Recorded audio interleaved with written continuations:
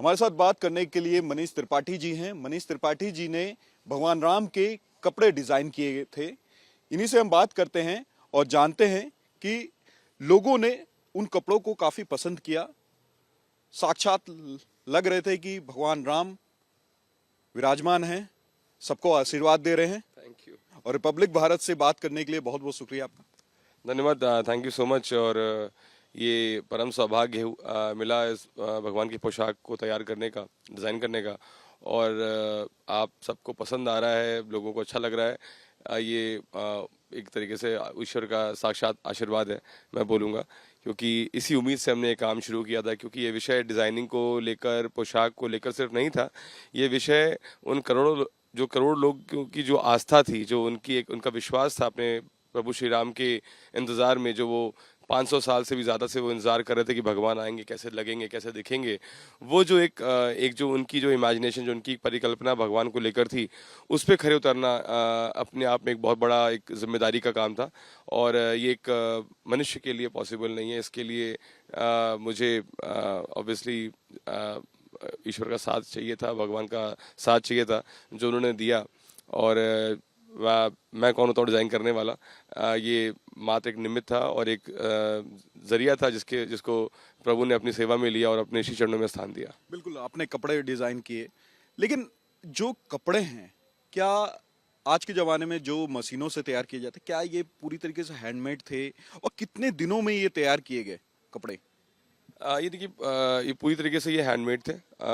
सब कुछ हाथ से बना हुआ था और हैंडलूम पे ही ये पीताम्बरी कपड़ा जो हमने इस्तेमाल किया, जो प्राण प्रतिष्ठान के दिन मुख्यतः जो यूज़ हुआ था। तो वो बाकी भी जो वार्डरोब बना है वो भी हैंडलूम पे ही है, सिल्क ब्रोकेड्स हैं बाकी। लेकिन जो ये जो पहले दिन का जो भगवान की पोशाक थी, इसका नाम मैंने शुभ वस्त्रम दिया हुआ है।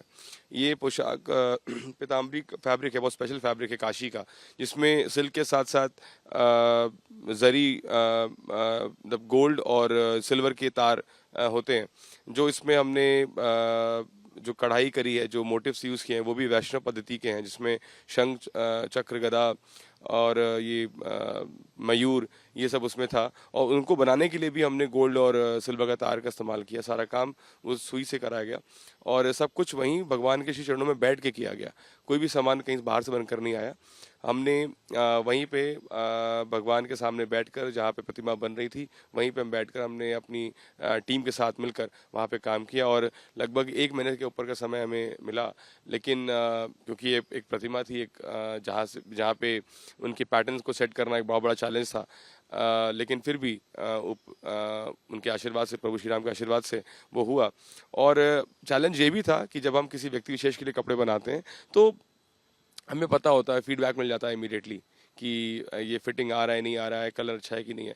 बट जहाँ प्रतिमा से काम हम कर रहे हैं, तो वहाँ पे संवाद स्थापित करना एक अलग जर्नी था, एक अलग मैं कहूँगा कि एक अलग सौभाग्य मुझे मिला कि मैं कुछ किसी तरीके से भगवान से वो संवाद स्थापित कर पाया। और उनके श्री चरणों में हमेशा सवाल डालता था कि आपको क्या पहनना है, आपको क्या अच्छा लगता है, वो उसका मुझे मार्गदर्शन करें।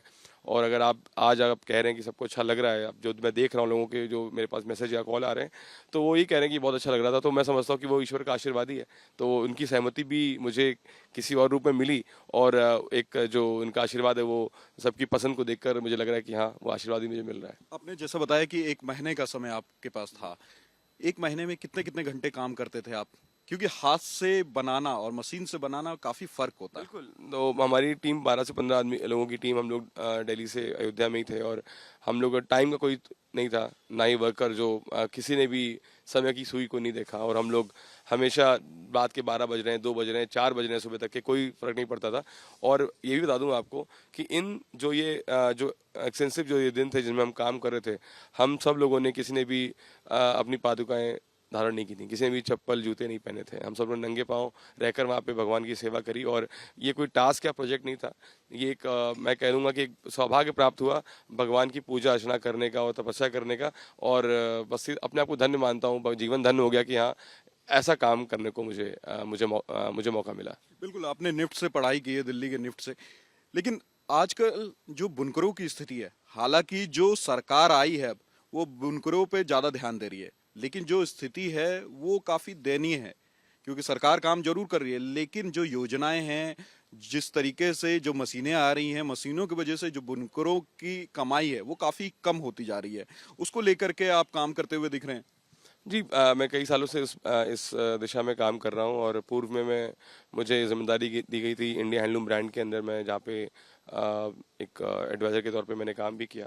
तो काफ़ी एक्सटेंसिव सरकार में काम हो रहा है और मैं समझता हूँ कि एज अ डिज़ाइनर, एज अपनी पर्सनल कैपेसिटी में भी, हमारी हम सभी की, हमारी पूरी कम्युनिटी की, हमारे पूरे जितने भी हम लोग डिज़ाइनर्स हैं, एक्सपोर्टर्स हैं, ब्रांड्स हैं, हमें डेफिनेटली अपने आप को इसमें इसकी तरफ ज़्यादा ध्यान देना चाहिए, क्योंकि इंडिया एक ऐसी कंट्री जहाँ पे लिविंग क्राफ्ट आज भी अवेलेबल है और जहाँ पे इंडिजिनस टेक्सटाइल्स अवेलेबल है, वैरायटी के अवेलेबल हैं। तो आज जब मुझे ये मौका मिला पोशाक क्रिएट करने का, तो मेरा इससे एक ऑब्वियसली एक लगाव मेरा हैंडलूम और खादी के साथ हमेशा से है, रहा है। लेकिन फिर भी मेरा ये मकसद था, भले समय कम मिला लेकिन फिर भी मेरा उद्देश्य था कि मैं इन सब चीज़ों को हस्तकरघा और हाथ से ही बना के तैयार करूँगा, क्योंकि यही हमारी भारत की एक पहचान है, जिसको मैं चाहता हूँ कि इसको और बढ़ावा मिले। और आज जब मर्यादा पुरुषोत्तम श्री राम लला जब उस पोशाक उदाहरण करेंगे, मैं समझता हूँ जिनके जीवन का अनुसरण, जिनकी जीवन शैली का अनुसरण सभी लोग करते हैं, अपने आप को आइडल मानते हैं, शायद उनके पहनावे को लेकर भी उसका भी अपने जीवन में अनुसरण करेंगे और हैंडलूम को और मैं समझता हूँ कि और बल मिलेगा। और जिस तरीके से माननीय प्रधानमंत्री की जो योजनाएं हैं और जो मतलब जिस तरीके के उन्होंने प्रोग्राम्स बुनकरों के लिए विशेष तौर से चलाए हैं, तो मैं ये नहीं कहूँगा कि उनकी हालत दयनीय थी कभी, बट जिस तरीके से उनके ऊपर फोकस है, जिस तरीके से उनके लिए कार्य किए जा रहे हैं, मैं समझता हूँ कि आने वाले टाइम में जो वोकल फॉर लोकल का जो डंका पूरे विश्व में बज रहा है, वो और प्रबल होगा और ज़्यादा प्रभावशाली होगा। बिल्कुल, मोदी गवर्नमेंट के आने के बाद तो बुनकरों की स्थिति कुछ ठीक हुई है, लेकिन पहले काफी दयनीय स्थिति थी। अगर बात करें, क्योंकि आपने हाथों से ये कपड़े को तैयार किया है, तो कभी दिमाग में ये नहीं आया कि क्यों ना मशीन से हम बना लेते हैं? लोगों ने कहा होगा कि आप इतना टाइम क्यों लगा रहे हैं, मशीन से तैयार कर लीजिए। नहीं, कि आपने खास, क्योंकि स्पेशल दिन के लिए और स्पेशल एक पूरी पोशाक तैयार की। देखिए, मेरा समय जल्दी बन जाता तो भगवान के सामने समय कम मिलता, तो हमें तो और हमारे लिए अच्छा था कि एक देखिए बहुत भावनात्मक और एक अलग तरीके का लगाव और वो एक जुड़ाव था भगवान के प्रति, ईश्वर के प्रति। और जहाँ तक हम लोग होता है ना कि आप काम करते हैं, सोचते हैं काम करके उठो घर जाओ, और एक होता है कि यार जितना मन हो काम कर लो, जितना देर लगे उतना देर लगा लो, क्योंकि वहाँ पे जितना लग रहा था कि ये सौभाग्य शायद दोबारा कभी जीवन में प्राप्त नहीं होने वाला, जितना जिस तरह का समय हमने भगवान के श्री चरणों में बिताया और वहाँ रहकर काम के सामने काम किया, वो अपने आप में अद्भुत था। तो मशीन की कोई जल्दी नहीं थी, मशीन से काम करने का। देखिए, मशीन भी कई लोगों की रोजी रोटी का एक साधन है, बट जहाँ तक बात इस कार्य की थी, तो मैं समझता था कि ज़रूर जिस तरह पद्धति से ये पोशाक कभी तैयार होती होंगी 500 साल पहले, तो हमने सोचा कि चलो उसी पद्धति का अनुसरण किया जाए, उसी को पद्धति के से काम किया जाए, हाथ से सिलाई, हाथ से काम, मतलब कढ़ाई, सब कुछ हाथ से, जो खाके बने, जो ब्लूप्रिंट बने, वो भी हाथ से बनाए, कोई हमने प्रिंट आउट तक नहीं लिया। बिकॉज जो उस पर भी आप मोटिव्स देखेंगे वो भी हैंड ड्रॉन है, मेरे द्वारा मैंने हैंड ड्रॉन उसको ड्रॉ किया, क्योंकि मुझे इजी था कि मैं मोटिव निकाल कर आज। पोशाक में भी कई ऐसे डिजाइन हैं जो काफी मैसेज दे रहे हैं।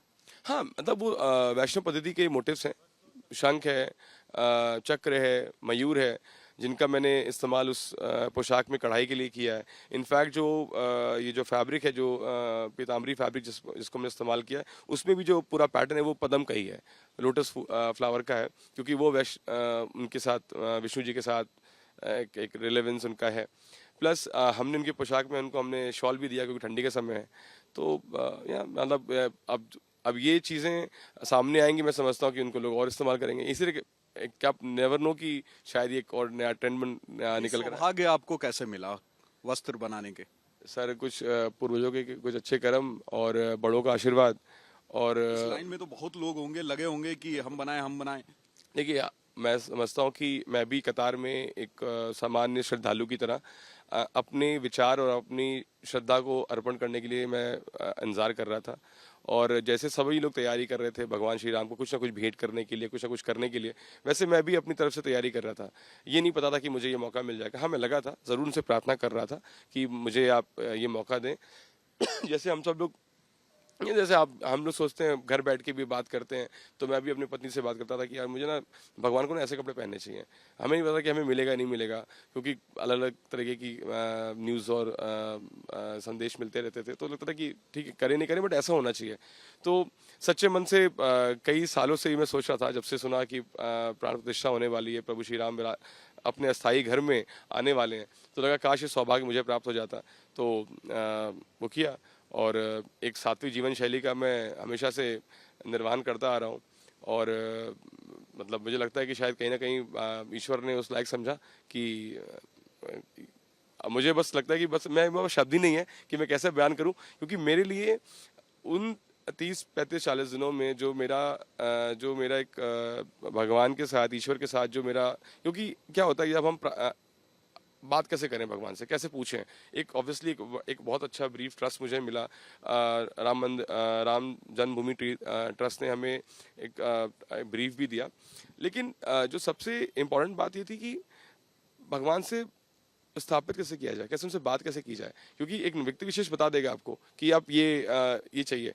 तो वो जो कड़ी थी ना, वो सबसे इम्पोर्टेंट पहलू था इस पूरे इस काम का, क्योंकि वो जो एक जैसे ना जिस श्रद्धा और आस्था के आधार पे हम भगवान से प्रार्थना करते हैं कि ईश्वर हमारी ये मनोकामना पूरी करो या ये चीज़ हमारी पूर्ण करो, तो वो उसके पीछे एक विश्वास होता है कि जो हम कह रहे हैं भगवान उस चीज़ को सुन रहा है और हमें जवाब देगा।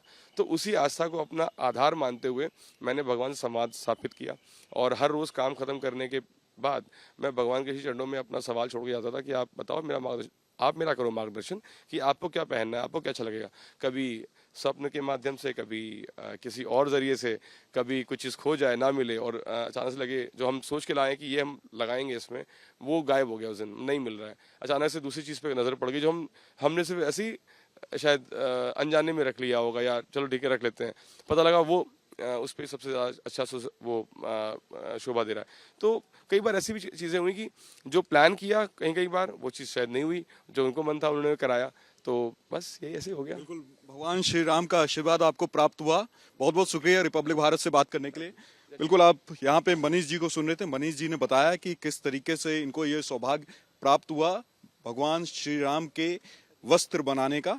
साफ तौर पर पूरी जर्नी उन्होंने बताई, किस तरीके से 1 महीने तक इन्होंने इस वस्त्र पे पूरी तरीके से काम किया। रिपब्लिक भारत के लिए विजय सीपी सिंह के साथ लोमस झा।